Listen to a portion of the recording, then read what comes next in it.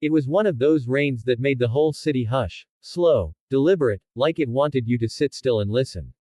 The streets of Mumbai shimmered under yellow streetlights, puddles like mirrors. Inside Café Nivera, the smell of roasted coffee beans tangled with the faint sound of acoustic guitar from the old speaker in the corner.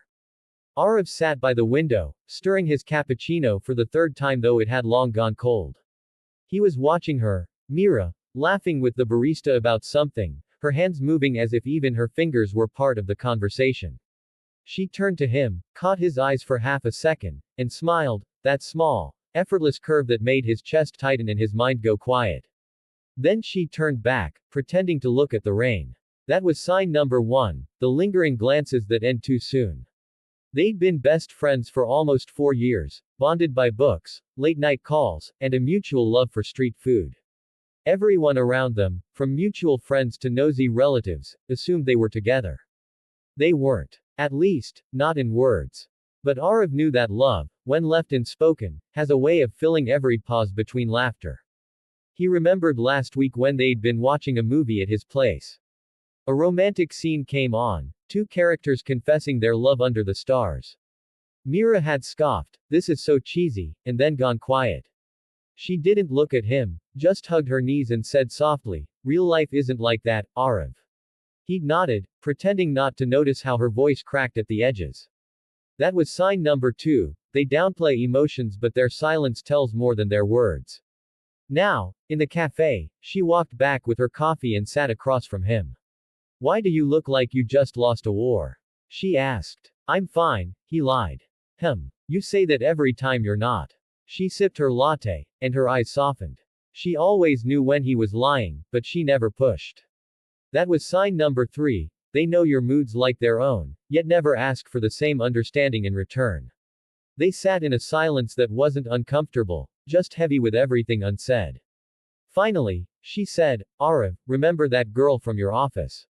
The one who keeps bringing you coffee. Ritika." "Yeah, what about her?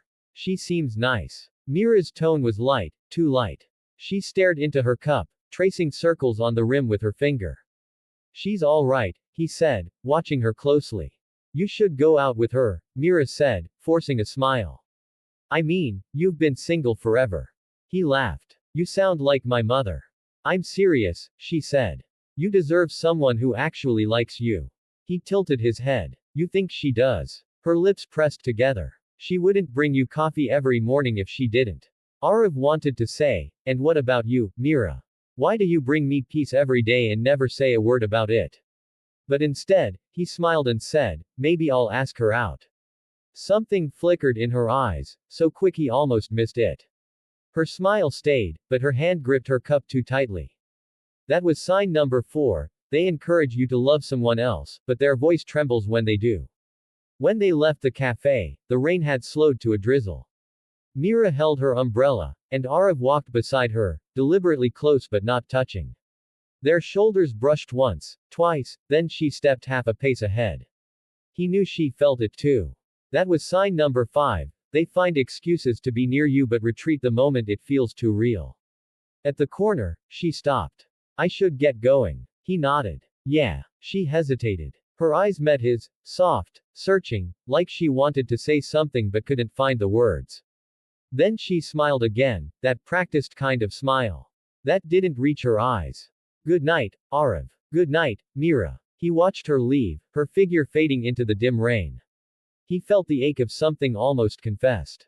2 months later, the city was burning in late summer heat. Arav stood in the crowded terminal of Chhatrapati Shivaji Airport, his phone buzzing with one final message from Mira. Gate 14. "Don't be late, idiot." She was leaving for Singapore, a 2-year work transfer she'd told him about only last week. He'd laughed it off at first, assuming she'd change her mind. But she hadn't. Now, standing among the noise of luggage wheels and last calls, he realized the truth, she'd made up her mind long before she told him. That was sign number 6, they distance themselves when their feelings start to hurt. She waved when she saw him, smiling like this was just another coffee meetup. She wore a soft blue kurta and jeans, hair tied in a messy bun, eyes hidden behind big round glasses. She looked the same as always, except for the calmness, the kind that only comes when someone's already let go inside. You made it, she said. I was beginning to think you'd ditch me. Couldn't let you escape that easily, he said, trying to sound light. They stood awkwardly. He wanted to hug her, to say something that would stop her, but his throat felt like sandpaper. So, he said, Singapore, huh?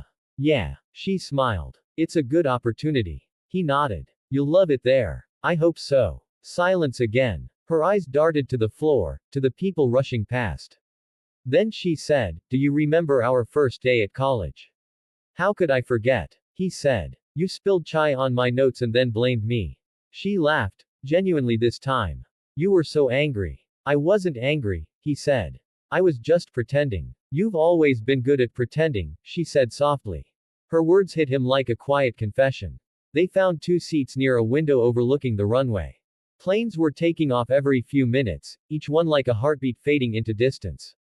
Mira fidgeted with her boarding pass. I didn't tell you earlier because I didn't want to make it a big deal. It is a big deal, he said.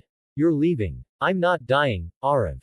Feels close enough. She looked at him then, really looked. You'll be fine. You've got your work, your friends, maybe even Ritika. He frowned. Why do you keep bringing her up? Mira shrugged. Because she makes sense for you. And you don't. She froze, words caught midair. Her lips parted slightly, then closed again. That was sign number 7, they stopped themselves right before confessing. The announcement came, Flight 6E113 to Singapore, boarding begins at Gate 14. Mira stood. Guess that's me. He stood too, heart thudding. You're really going? Yeah. She reached for her bag, but he grabbed her wrist. The movement surprised both of them. For a moment, neither spoke. Her pulse was fast under his fingers. Arav, she whispered. He let go slowly. Just, take care of yourself, okay? I will. Then she did something unexpected, she hugged him. Tight. Her face pressed against his shoulder, and he could feel her heartbeat racing. He held her, afraid to breathe too hard lest the moment shatter. She whispered something he almost didn't catch. I hate goodbyes. He wanted to say, then don't go. But he didn't. Because that's how they were, 2 people always one sentence away from everything they never said. That was sign number 8, their touch says what their lips never do. When she finally pulled away, her eyes were glistening. You'll visit, right? Of course. Promise. Promise. She smiled, though tears trembled on her lashes.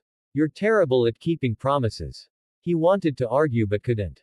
She started walking toward the gate. Then she stopped, turned back, and said, you know, Arav, I used to think if 2 people were meant to be, they'd always find their way back. And now, she hesitated. Now I think sometimes love just stays quiet. But it's still there. Before he could respond, she was gone, swallowed by the crowd beyond the glass doors. He sat back down, staring at the runway. Outside, a plane lifted into the sky, small at first, then smaller, until it vanished into the clouds. He thought about her laughter in the cafe, her teasing, her silences. He thought about all the times he'd wanted to tell her, all the messages he'd typed and deleted, the glances he'd hidden behind jokes. And he realized that maybe she'd done the same. That was sign number 9, when love hides behind friendship, it never really leaves. It just waits, quietly, patiently, for courage to catch up. 2 years later, a rainy morning. Same cafe. Arav sat by the window again, watching the city blur behind raindrops. He'd come here often since she left, half hoping she'd walk in someday with that same careless smile. His phone buzzed, a message. Unknown number. Still sitting by the window. He stared, heart pounding. Then another message. The rain looks the same, doesn't it? He smiled, typing back with shaking fingers. Yeah. But this time, don't disappear before the coffee gets cold. The typing dots blinked for a moment. Then, only if you stop pretending you're fine. He looked up, and there she was, by the door, holding an umbrella, hair damp, eyes searching for him. The rain outside softened to a whisper, and for the first time, neither of them hid behind words.